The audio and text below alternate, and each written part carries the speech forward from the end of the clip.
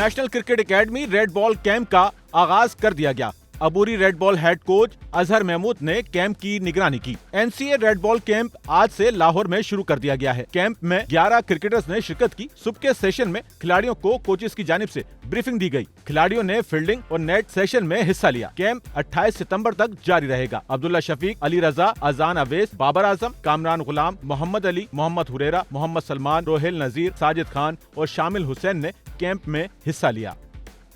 Sachal news network की videos में खुशामदीद। नाजरीन, वीडियो से मुतालिक अपनी कीमती राय का इजहार कमेंट बॉक्स में ज़रूर करें और चैनल को सब्सक्राइब करें।